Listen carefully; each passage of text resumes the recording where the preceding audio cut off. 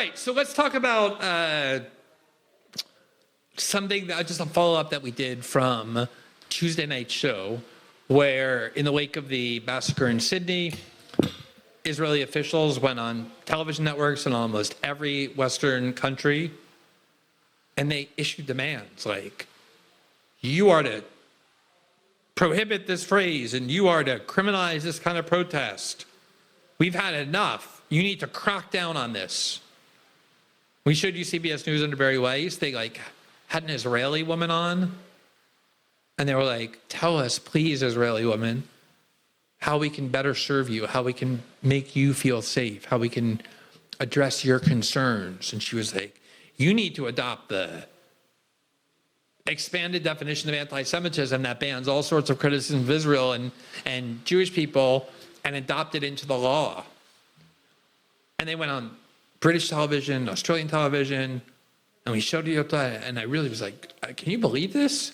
Like, what kind of country goes around the world demanding that governments crack down on the free speech rights of their citizens, especially like Western countries that have been the foundation of free speech, that grew out of the Enlightenment. The UK grew out of the Magna Carta, never mind the Enlightenment. And Israel is saying, yeah, we know you think this free speech stuff is important or whatever, but no more, not when it comes to us. And as I said, for someone who has seen a lot of audacity coming from Israel, the audaciousness of that actually surprised me. It was so brazen, it was so dictatorial. But I guess I should have realized that there was nothing really bizarre about it, that it actually worked so well that at least the UK and Australia, two pretty big and important countries, instantly complied in exactly the way the Israelis demanded and have promised to continue to comply even further. So first of all, here's an announcement from the Metropolitan Police in the UK. And I should note that Metropolitan Police in the UK have been pretty much every single weekend arresting British citizens for peacefully protesting in defense of the Palestinian cause or against the Israeli war in Gaza. They are dragging 88-year-old women out of these protests, young college kids, Jewish protesters, often Holocaust survivors. And one of the ways they've done that is they took this group called Palestine Action, which the worst thing they've done and are accused of doing, they didn't kill anybody, they didn't blow anything up, they didn't threaten to blow anyone up. They spray painted a couple of British military jets at a base that's used for providing logistical support for the Israeli destruction of Gaza.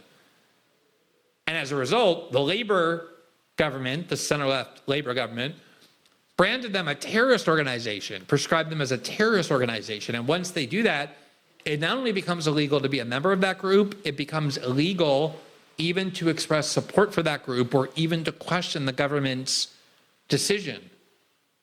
So you had all these people protesting against Israel or in defense of Palestine who would say free justice for Palestine Action, or the government should reverse its persecution of Palestine Action. And just for saying Palestine Action, the police would immediately go and arrest them.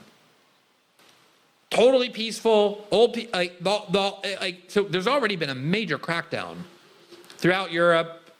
France and Germany, early after October 7th, banned all pro-Palestinian protests.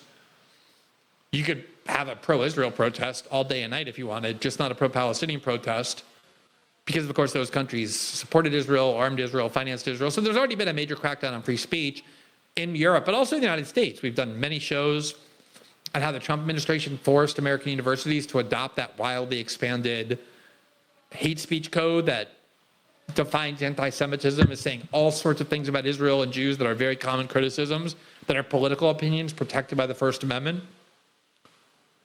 So here was the Metropolitan Police. This was yesterday. They issued this statement, quote, joint statement from the Commissioner of the Metropolitan Police and the Chief Constable of Greater Manchester Police. Quote, We begin by acknowledging the horrific terrorist attack in Australia, where Jews were deliberately targeted while enjoying the Hanukkah celebrations. Our thoughts are with those who lost their lives, their families, and those injured, coming so soon after the Heaton Park synagogue attack in Manchester and amid rising anti-Semitism globally. This is deeply alarming. Jewish communities across London, Greater Manchester, and the rest of the United Kingdom are already worried and scared, and this only adds to it. The words and chants used, especially in protests, matter and have real-world consequences. We have consistently been advised by the CPS that many of the phrases causing fear in Jewish communities don't meet prosecution thresholds. Now, in the escalating threat context, we will recalibrate to be more assertive. We know communities are concerned about placards and chants such as globalize the Intifada, and those using it at future protests or in a targeted way should expect the Met and GMP to take action. Violent acts have taken place, the context has changed, words have meaning and consequence, we will act decisively and make arrests. They're not talking there about people who plan violence, they're not talking about people who engage in civil disobedience, they're talking about people who have used phrases and words that the UK government has previously said you can't arrest them for because that's protected by free speech. And they're now saying we're going to recalibrate because two guys with loyalty to ISIS, 1,000 miles away in Australia, killed 15 people in a obviously horrific massacre, but not one that justifies reducing and infringing free speech in the country that gave birth to the Magna Carta and played a major role in the Enlightenment, for which free speech has supposedly been a value for which they even go to war. But that's exactly what they're doing. They're going to now arrest people for saying things like globalize the Intifada. Words or violence is the theory here. The Israeli embassy in the UK gave the UK the pat on the head, the little praise the UK government was obviously seeking. Here's what they said. The Embassy of Israel in the UK welcomes the joint announcement by the Metropolitan Police and Greater Manchester Police forces that they will arrest people promoting the phrase globalize the Intifada. Now, I should note here that Intifada is an Arabic word, kind of means like a brushing off. It's been used to talk about resistance. It's used for the occupation. There's nothing inherently violent about that word. Like any cause, it can have a nonviolent expression, it can have a violent expression. That's true of any cause, of any resistance, of any struggle. And globalize the Intifada means nothing more than the Intifada is the uprising of the people in the West Bank and Gaza against their occupiers. And globalize the Intifada means let's all work to end this injustice. That phrase is now illegal. You will be arrested. You can be the most peaceful person. You can be doing nothing but sitting on a park bench if you have a shirt on or you hold a placard that says globalize the Intifada, or you have a sign that says justice for Palestine action. The police are going to come and arrest you for nothing other than the expression of your political opinions, because those political opinions are ones that Israel says need to be criminalized.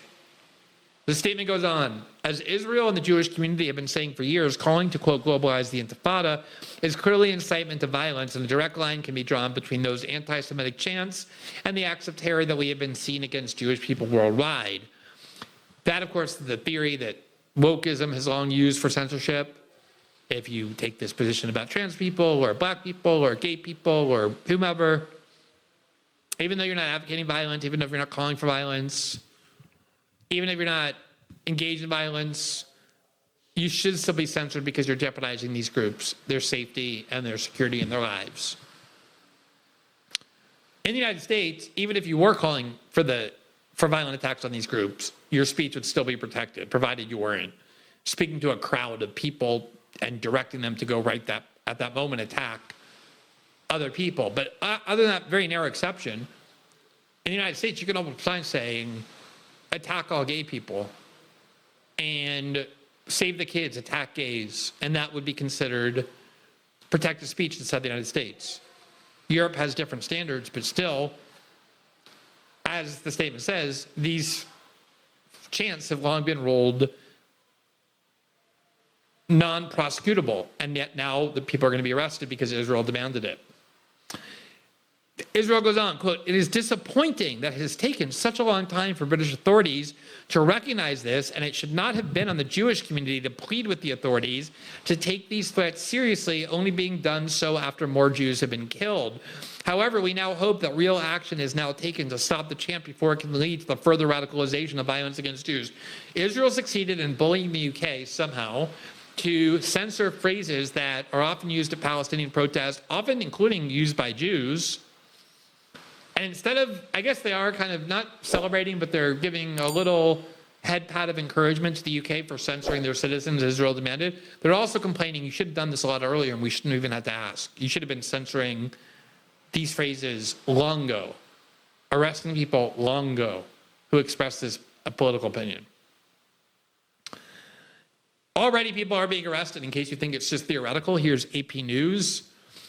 Today, UK police arrest pro-Palestinian protesters as authorities toughen hate speech law enforcement. Quote, police in London arrested two people who called for intifada during a pro-Palestinian protest, which followed a decision by authorities to toughen enforcement of hate speech laws after a deadly attack on a Hanukkah celebration in Australia. Two protesters were arrested for, quote, racially aggravated public offense orders, and they then shouted slogans calling for intifada during the protest outside the Ministry of Justice on Wednesday night, the Metropolitan Police Service said on social media. A third person was arrested in trying to interfere with the initial arrests. Here is a reporter with Sky News describing the arrest earlier today. You say, SJ, the context here is important because these arrests do come hours after two of the country's biggest police forces, the Metropolitan Police and Greater Manchester Police, made warnings essentially saying that they were going to change their approach, that they were going to be bringing in new measures to, in their words, deter intimidation, saying that anyone chanting slogans like "Globalise the Intifada" would face arrest. And we've seen two arrests tonight at central London pro-Palestine protest, and they said that's because the context has changed following the Bondi Beach terror attack, which in Australia, which saw 15 people killed, an attack, of course, which targeted the Jewish community who'd been celebrating the first night of Hanukkah. So the Met have said that 3 people have been arrested in total at this protest, 2 people who shouted slogans arrested for racially aggravated public order offences, and a third person for obstructing those arrests. Now, in terms of the response to this change of approach by these two big police forces, they've been welcomed largely by Jewish groups. The chief rabbi has said that such chants are, in his words, unlawful, but have faced criticism from elsewhere, with Ben Jamal from the Palestine Solidarity Campaign saying that it restricts the right to protest. But what it certainly does mark, as I say, is a change in approach after both the Bondi Beach terror attack, but also the attack at Heaton Park Synagogue in Manchester a couple of months ago now. Again, a target on the Jewish community at a synagogue during Yom Kippur. 2 people were killed, and authorities saying that they really want these changes, this change in approach, making this arrest to show that words have meaning and have consequences. Now, I hope I don't upset anybody by pointing this out, but there have been similar massacres on other groups besides Jews. Jews are not the only victims of massacres of this kind. The United States has had massacres in recent years where people went and gunned down black people on purpose, at a grocery store in Buffalo, at a church in Charleston, South Carolina, and many others, similar ones. Muslims have been targeted with these kinds of massacres, including an absolute atrocity in New Zealand a few years ago, where somebody attacked 2 different mosques and killed dozens of Muslims. And imagine if the US government or some government had said, look, we need to crack down and criminalize certain ideas about Muslims or about black people because of these massacres. Everybody would be like, that's not an acceptable response to crack down on free speech. because of these massacres. And yet that's exactly what's happening here in the name of protecting not even Jews, but Israel. That's where these demands have come from.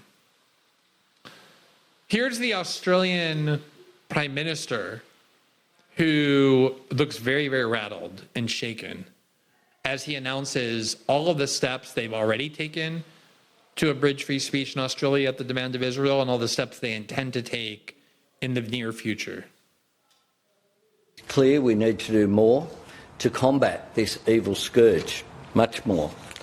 As Special Envoy to combat anti-Semitism, Gillian Siegel has delivered a report that sets out further steps we can take. The Australian Government adopts and fully supports the plan to combat anti-Semitism.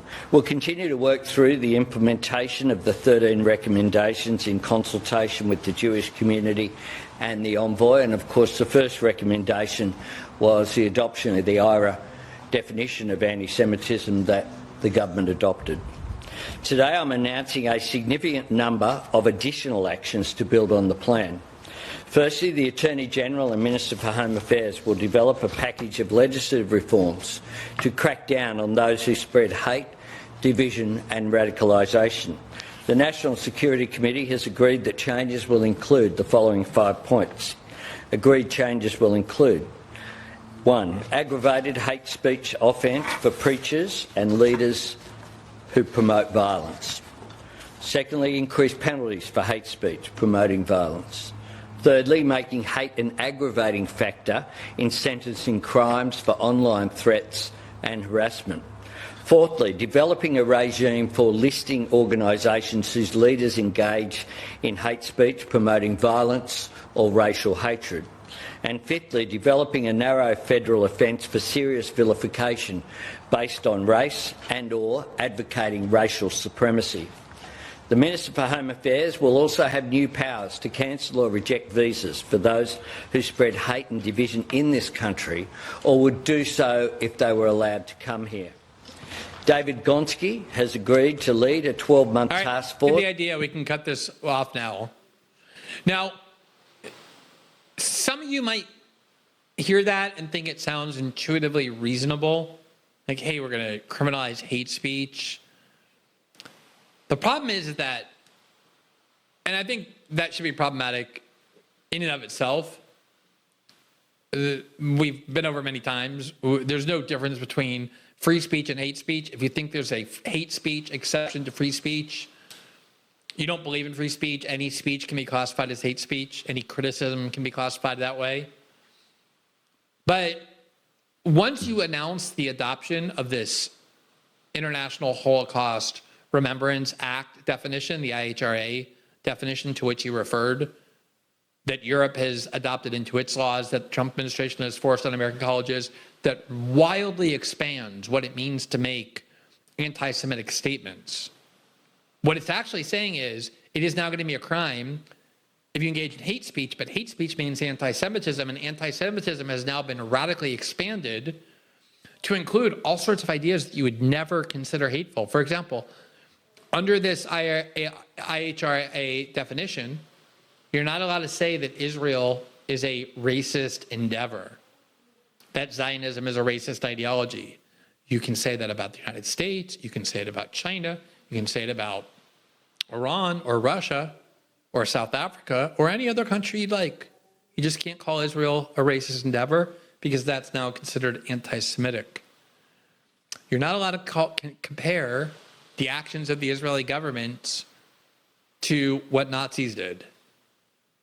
You can call Trump a Nazi all you want, no problem at all. You can say the United States government in its conduct of this war acted like Nazis.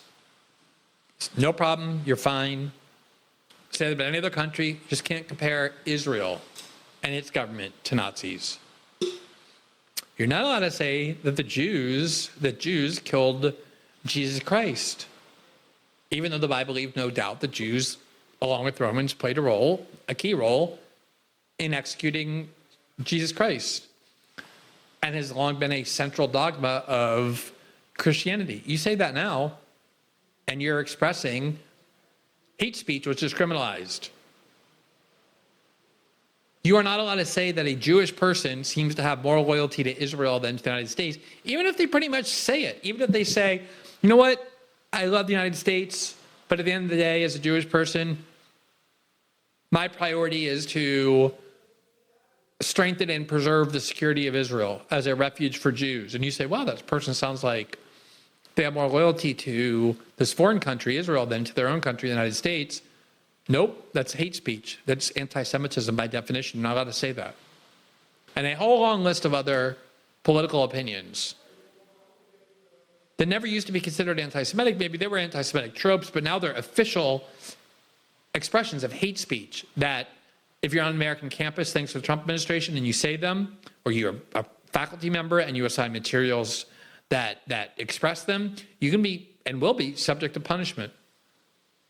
In the UK, in the EU, in Australia, you say those, you're now subject to arrest and prosecution.